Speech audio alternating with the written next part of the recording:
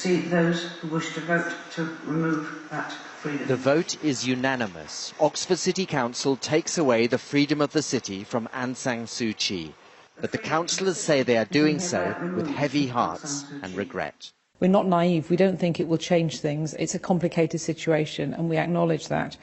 But we hope that it will give her cause to think about why she was awarded it in the first place and how she might try to uphold those values in the tightrope that she has to walk now between the military and protecting a very, very oppressed minority people in her country.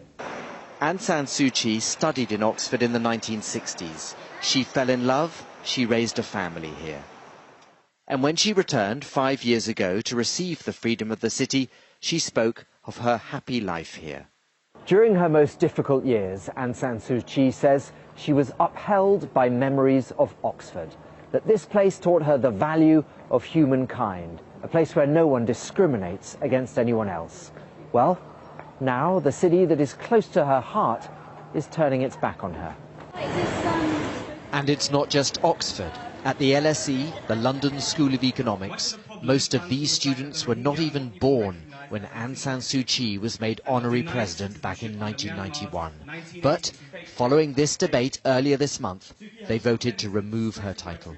There is a responsibility and an onus on the bodies that did reward her with honorary rewards to call out the fact that she's not speaking out in the face, in light of basically a genocide. And human rights groups that once supported Aung San Suu Kyi say the public's attitude has changed. We've seen since 2012 this gradual and increasing sort of disappointment, which is now, since this latest wave of violence and her defence of the military and her denials of what's taking place, has turned to sort of much more stronger feeling of anger and betrayal. So, did cities like Oxford misread Aung San Suu Kyi when they honoured her? Or has she changed into a less tolerant person?